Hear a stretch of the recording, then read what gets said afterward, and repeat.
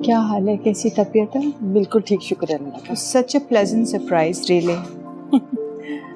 और सारा, how are you? मैं ठीक हूँ, आप कैसी हैं?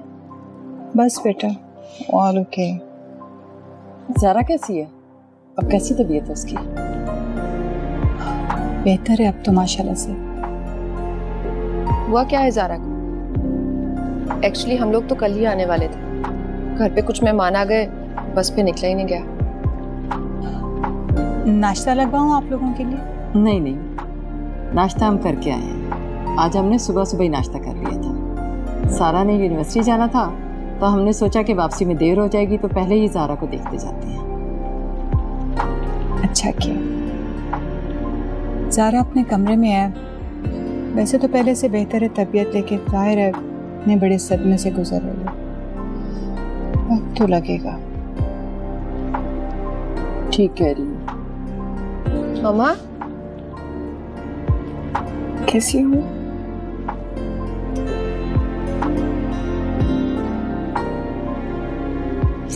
मेरे बच्चे कैसे? ठीक। अच्छा बैठो। ज़ारा, क्या हाल बना लिया अपना? बस अब मैं कुछ दिन यही हूँ और तुम्हारा ख्याल खुद रखूँ। अच्छा जी, जैसे मैं तो कर ही नहीं रही थी। ऐसी तो कोई बात नहीं है, मॉम तो मेरा बहुत ख्याल रखती हैं। इनफैक्ट अगर आप दोनों भी होते तो शायद कभी इतना ख्याल ना रख पाते मेरा। जाहिर है बेटी हो तुम, इनकी ख्याल तो रखेंगी ना।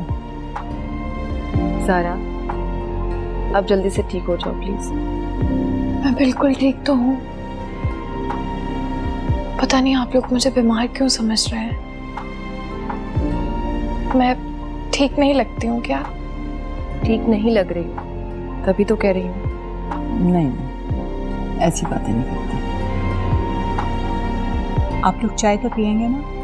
बिल्कुल, बनवा लो। गुड। सारा बेटा जाओ, अनवर से कहो कि चाय का इंतजाम करें। जी मैं कहती हूँ। सारा जानी, चेयर आप, अब तो तुम्हारी मामा भी आ गई हैं। बिल्कुल बेटा।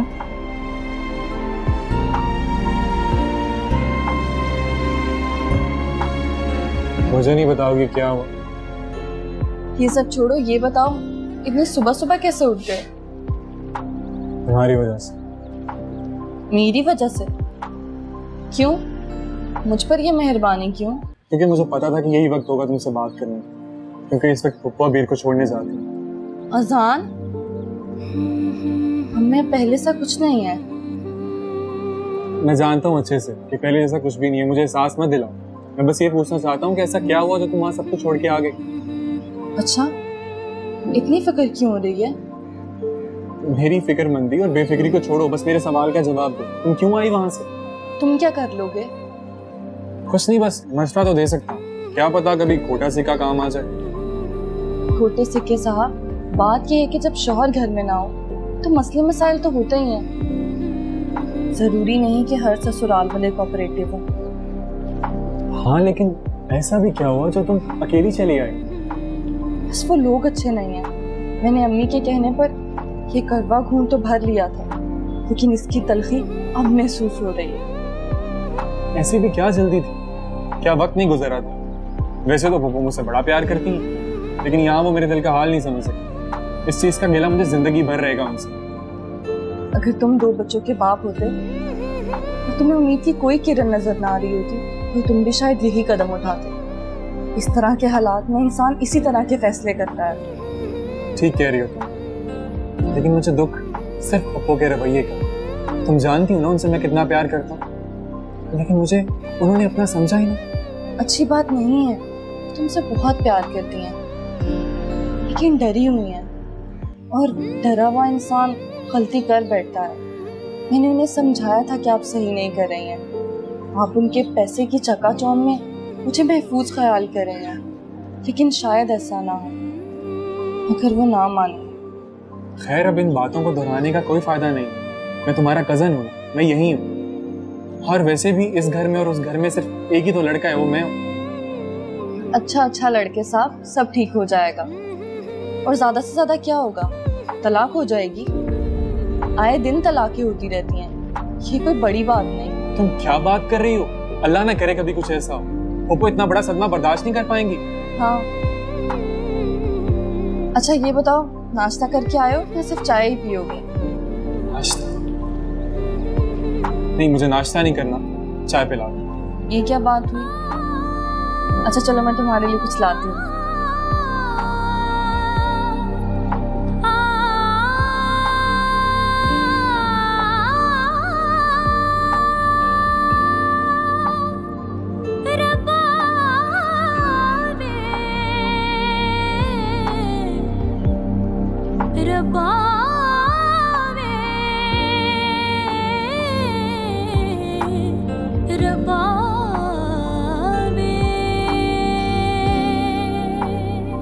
अहमद साहब जी। आपका फोन है। मेरा फोन? किसका? वकील साहब का फोन है, सुन ले।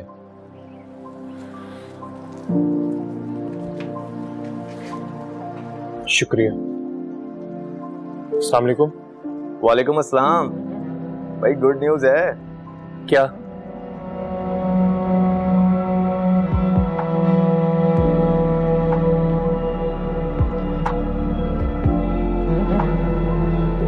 शुक्र है, इतनी उल्टी सीधी खबरों के बाद कोई अच्छी न्यूज़ तो मिली।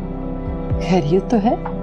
हाँ, खैरियत ही है, मगर अलमास मुझे तुमसे एक बहुत ज़रूरी बात करनी है। वैसे तो ये बात वक्त से थोड़ा पहले ही है, लेकिन हाँ हाँ बोलो, मैं सुन रही हूँ। मैंने ज़ारा के बारे में एक फ़ैसला किया है, लेकिन मुझे ये श्योरिटी नहीं है कि वो राज़ी भी होगी कि नहीं। मैं उसकी शादी करवाना चाहती हूँ। सारा की शादी? मगर किससे? बता दूँगी। देख लेना, ज़हनी तौर पर तैयार हो जाएगी।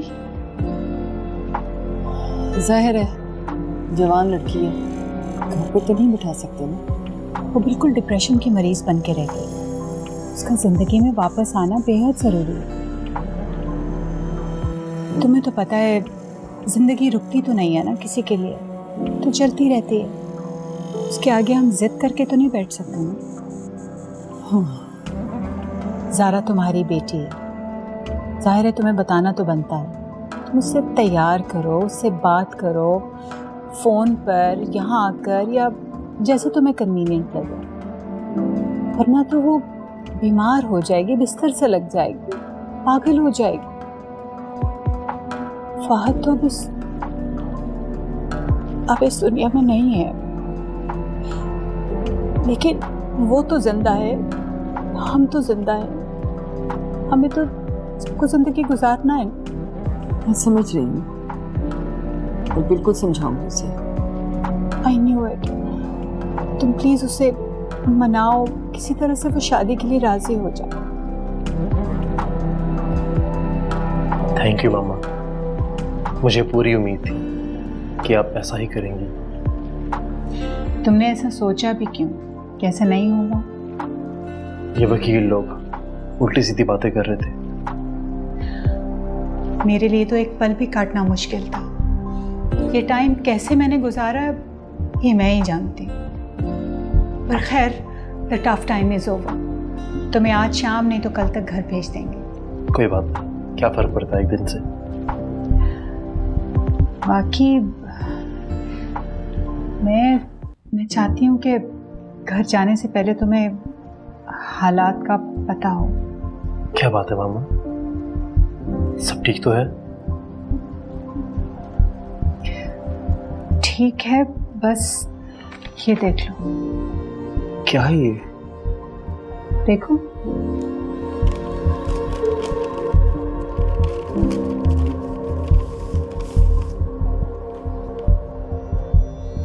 खुलाक के पेपर्स हैं। तुम्हारी बीवी ने तलाक मांगी है तुमसे। मामा, ये आप क्या कह रही हैं? ऐसा कैसे हो सकता है? तुम्हारे सामने है, पढ़ के देख लो। लेकिन क्यों मामा, आखिर ऐसा हो क्या किया? देखो अहमद, मैंने तुम्हें पहले भी समझाया, ऐसी लड़कियां टिकने वाली नहीं होती। जैसे ही उसने देखा कि हालात तंग हो रहे हैं, 4 दिन की सख्ती बर्दाश्त नहीं उससे, और बिना बताए घर से चली गई। लेकिन मामा, नौबत यहाँ तक कैसे पहुंची? तुम घर आओ, तुम्हें सब बताएंगे। ज़ारा से पूछ लेना, अनवर तुम्हें बताएगा। मैं तो हैरान ही रह गई, आज ही तो आया ही है।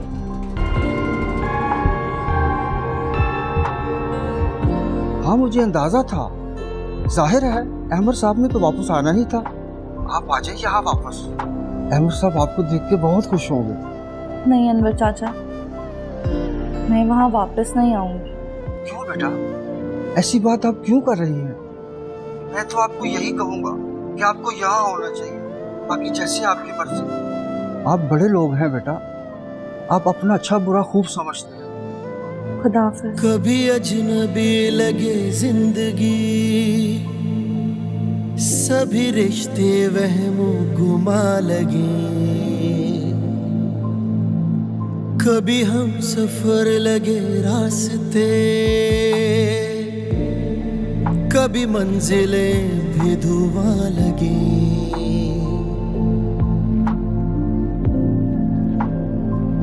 मिट जाए अंधेरे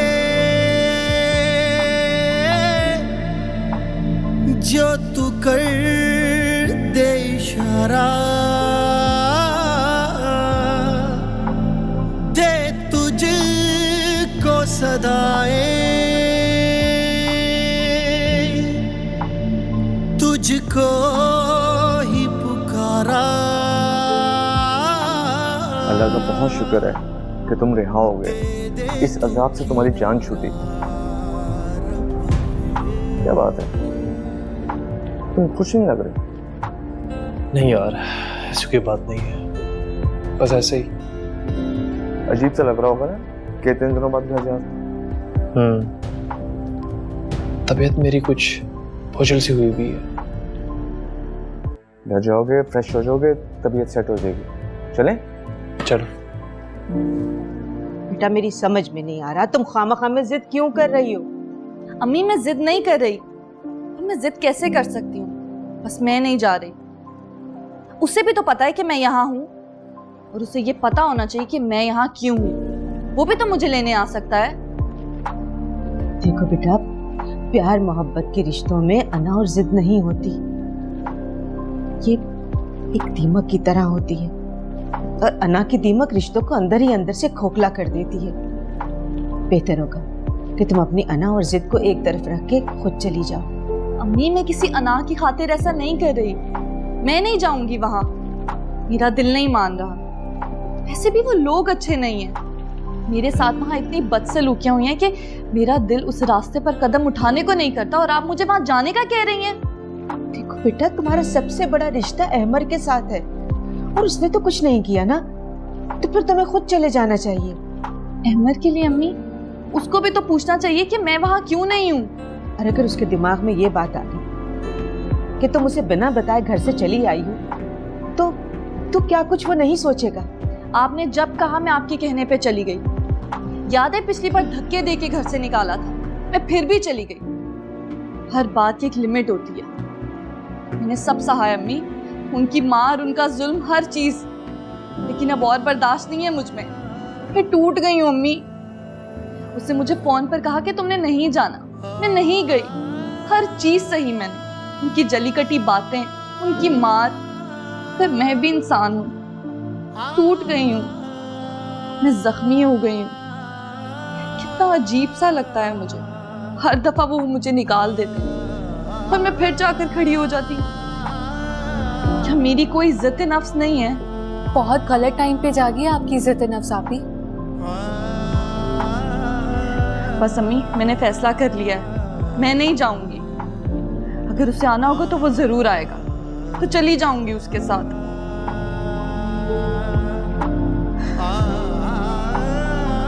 ठीक है, तुम्हारी जो मर्जी है करो, लेकिन एक बात मेरी याद रखना बेटा, तुम गलत कर रही हो।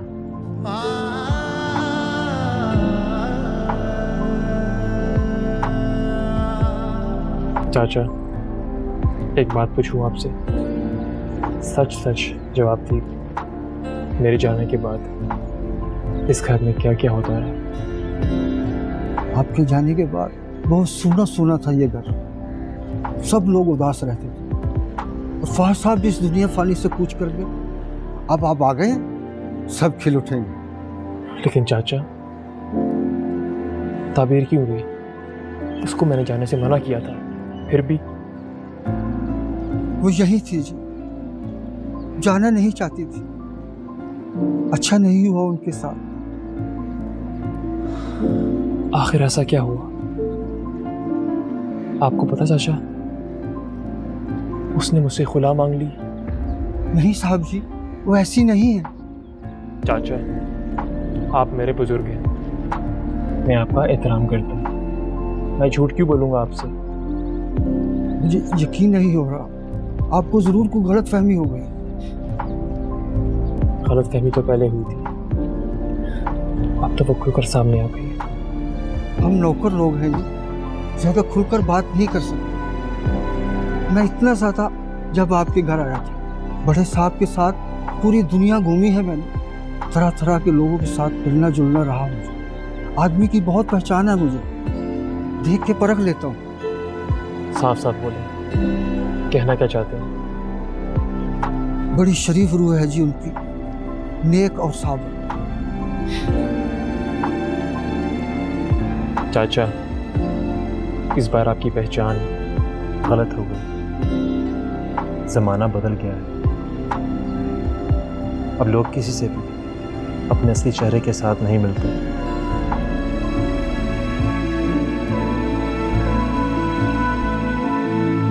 है जिंदगी ये ऐसे रबावे रबावे, एक तो ही सहारा रबावे, रास्ता ना कोई। तबीयत कैसी है आपकी?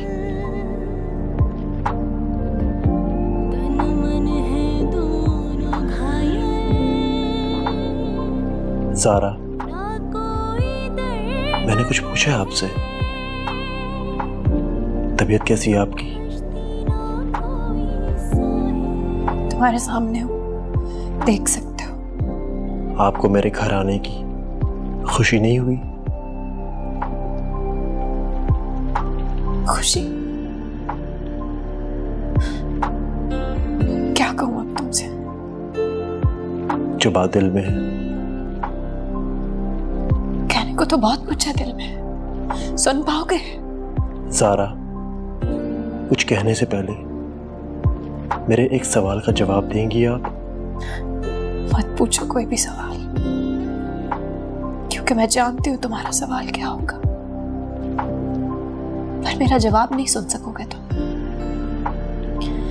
तुम मेरे एक सवाल का जवाब क्यों नहीं दे देते?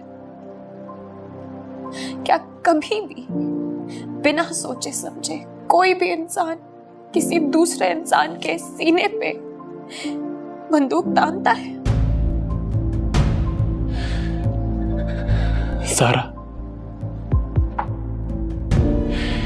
आपकी ये बात सुनकर मुझे बहुत अफसोस हुआ है। अफसोस? जिसने अपनी आंखों के सामने ये सब कुछ देखा, अपने शौहर को मरते हुए देखा, अपने शौहर को अपने हाथों में जिंदगी के लिए तरसते हुए देखा, उसके दिल पे क्या गुजरेगी? उसके अफसोस का अंदाजा है तुम्हें?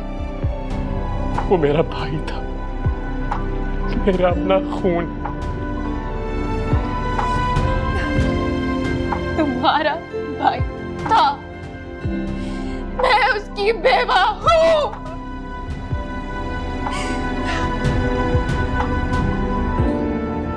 बहुत फर्क है दोनों चीजों में। महसूस होता है तुम्हें क्या? तुम क्या मुझे जानती नहीं हो? मैंने तो उसे आज तक कभी ऊंची आवाज में डांटा तक नहीं, क्योंकि मुझे उससे प्यार था, बहुत प्यार। प्यार? उससे प्यार था या उसकी प्रॉपर्टी से प्यार था? सारा जबान संभाल के बात करो, तुम अपनी हद पार कर रही हो। You don't need to shout, okay? और यहाँ पे आए क्या हो तुम करने के लिए? मेरे जख्मों पे नमक छिड़कने के लिए आए हो? जब मैं तुमसे मिलने के लिए नहीं आई थी तो तुम्हें समझ जाना चाहिए था कि मैं अपने शौहर के कातिल की शक्ल तक नहीं देखना चाहती। नफरत है मुझे तुमसे। कातिल नहीं हूं मैं कातिल। किसको बताऊं, कितनी बार बताऊं? इस तरह चिल्लाने से कुछ नहीं होगा। लोग अंधे नहीं हैं, पागल नहीं है लोग। तुम्हारे रात को दिन कहने से या दिन को रात कहने से हकीकत बदल नहीं जाएगी अहमद। हकीकत वही रहेगी, सब जानते हैं ये बात। तुम कातिल हो, अपनी माँ के बेटे के कातिल हो तुम, मेरे शौहर के कातिल हो तुम। ये हकीकत कभी भी नहीं बदल सकती। तुम्हारे माथे पे जो कत्ल का दाग है ना, ये दाग धोने से धुलेगा नहीं, मिटाने से मिटेगा भी नहीं। ये दाग कब्र तक तुम्हारा पीछा नहीं छोड़ेगा। नहीं ज़ारा, मैं जानता हूं मैं कातिल नहीं हूं, और ये बात मेरी माँ भी जानती है। और जो लोग मुझे समझते हैं, जो लोग मुझे जानते हैं, उनको अच्छी तरह से मालूम है कि मैं ऐसा नहीं कर सकता ज़ारा, मैं ऐसा नहीं कर सकता। फिर तो शायद लोग तुम्हें नहीं जानते हैं, क्योंकि उन्होंने तुम्हारे हाथों में पिस्टल नहीं देखी है। मेरे शौहर के बदन से रिश्ता हुआ खून नहीं देखा था ना। मेरे हाथों में मेरे शौहर की जान निकलती हुई नहीं देखी थी उन्होंने। लेकिन अम्मी ने सब कुछ अपनी आंखों से देखा है। वो तो मुझे ऐसा नहीं समझती, तो फिर तुम क्यों समझती हो मुझे ऐसा? माँ है वो, उनके सीने में दिल है, ममता है उनके दिल में। वो अपने दूसरे बेटे को नहीं खो सकती है अहमद। मगर ये बात तुम कैसे पहचानोगे? तुम्हें क्या पता, तुम्हारे अंदर तो एहसास ही नहीं है।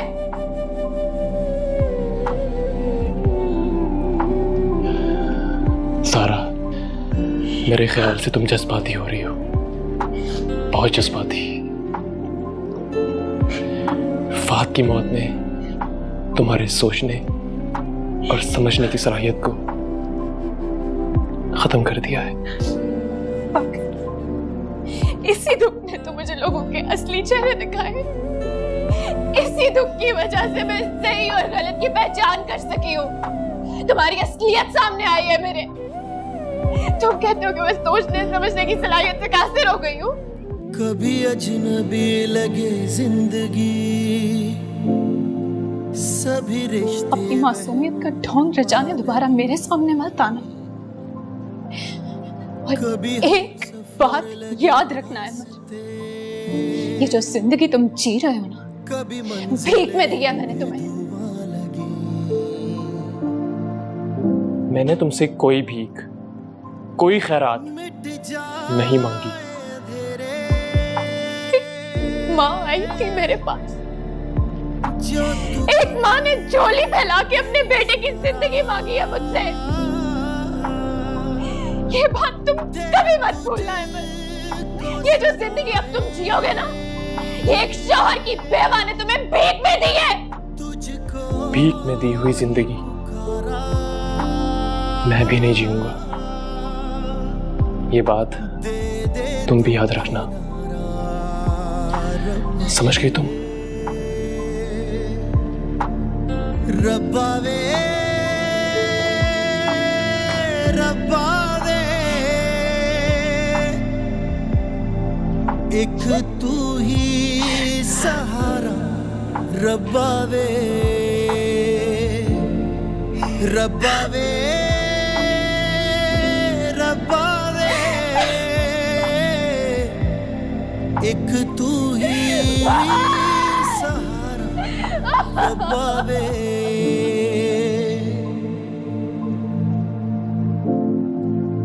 है जिंदगी ये ऐसे, मुट्ठी में रेत जैसे। बीते समय। अरे लड़कियों सो जाओ। क्या कह रही हैं आप? इसको हटाओ। अब सोई। मैं कह रही हूँ कि सो जाओ, बहुत रात हो गई है। अच्छा अम्मी, आप ही आप रो क्यों रही हैं? ताबीर बेटा, तुम्हें समझाया भी था कि चली जाओ, अब क्यों रो रही हो? मैं आप लोगों को क्या कह रही हूँ? हम ही से ही तो कह रही हो। ये रो रो के तुम अपने आप को रोग लगा रही हो। क्या हमें तकलीफ नहीं होगी, दुख नहीं होगा? ना ले मेरा दुख, मैंने आप लोगों से कहा है। आप कैसी बातें कर रही हैं? अम्मी ने आपको समझाया तो था कि आप वापस चली जाए। कैसे चली जाऊं वापस? कितनी बुरी तरह जलील करके उन्होंने मुझे निकाला है, एक बार नहीं कई बार। और अम्मी हमेशा आपके कहने पे मैं चली जाती थी। और कितना जलील कराएंगे अम्मी? वो नहीं आ सकता था क्या? जब मैं घर नहीं थी तो फोन कर लेता, फोन करके बुलाता तो मैं चली जाती ना। थोड़ी सी इज्जत नफ्स तो रहने दे। तुम अपनी इज्जत नफ्स के चक्कर में हमारी रही सही इज्जत को क्यों खाक में मिला रही हो? अरे मेरा नहीं कुछ तो अपनी बहन का ख्याल कर लो। इसका रिश्ता होना है। एक बहन अपना घर नहीं बसाएगी तो इसको कौन लेने आएगा? अगर मेरा वजूद इतना ही बुरा लग रहा है तो कल ही किसी हॉस्टल चली जाऊंगी। वाह, अब एक यही तमाशा रह गया दुनिया को दिखाने के लिए? तो फिर मर जाओ। मर जाती हूँ, फिर सब खुश हो जाएंगे। आप ही क्या हो गया आपको? कैसी बातें कर रही हैं आप? और आपने आज तक अम्मी से ऊंची आवाज में बात तक नहीं की, तो आज क्या हो गया है? आज मेरा कहना ना मानकर तुमने वो गलती की है कि तुम सारी जिंदगी पछताओगी। अम्मी मुझे तो लगता है शादी के लिए आपका कहा मान के मैंने जिंदगी भर का पछतावा मोल लिया है। कैसी गुस्ताख हो गई हो तुम, बदजुबानी पे उतर आई हो। अम्मी मैं कोई बदजुबानी नहीं कर रही, मैं तो सिर्फ ये कहना चाह रही हूँ आपका हुक्म मैंने दिल पर पत्थर रख के कबूल किया था। और वहाँ इतना कुछ मैंने बर्दाश्त आपके लिए किया था। मैं भी इंसान हूँ, आप ही की बेटी हूँ। आपको मेरे जज्बात की कोई फिक्र नहीं है। आप ही बस कर दे आप। नहीं, बोलने दो इसे। इसकी दिल की बात इसकी जुबान पर आने दो। मैं भी तो देखो ये अपनी माँ को क्या समझती है। अरे आज तक जो कुछ भी किया तुम्हारी भलाई के लिए ही किया है। मुझे क्या लालच था? आज मरी, कल दूसरा दिन है। अम्मी आप कैसी बातें कर रही हैं? प्लीज आप दोनों बहस करना बंद करें। और आप ही, हम आपको कल ही घर वापस छोड़ कर आएंगे। नहीं जाना मुझे वहाँ। अगर किसी ने दोबारा इस बारे में बात की तो मैं चुपचाप यहाँ से चली जाऊंगी। हाँ, और ये बदनामी का दाग हमारे लिए छोड़ जाना। अरे जीते जी मारने से तो बेहतर है कि हमें एक ही दफा मार दो। अम्मी प्लीज बस कर दे, मैं खुद आप ही को समझाती हूँ। मैं ही मर जाती हूँ, आप लोग के सारे मसले ही हल हो जाएंगे। अरे मैं चली जाती हूँ, समझाओ इसको। मरने की बातें करना बहुत आसान है, असल चीज है दुनिया की आंखों में आंखें डालकर जीना। तकिए भिगोने और आंसू बहाने से छोटे छोटे मसले भी पहाड़ बन जाते हैं। समझा दो इसको।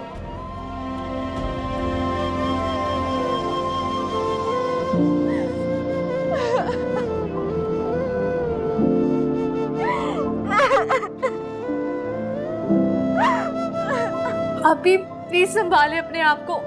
आप देखिए अगर भाई आपको लेने आ जाएंगे सुबह। मुझे किसी की परवाह नहीं है, कोई आए या ना आए।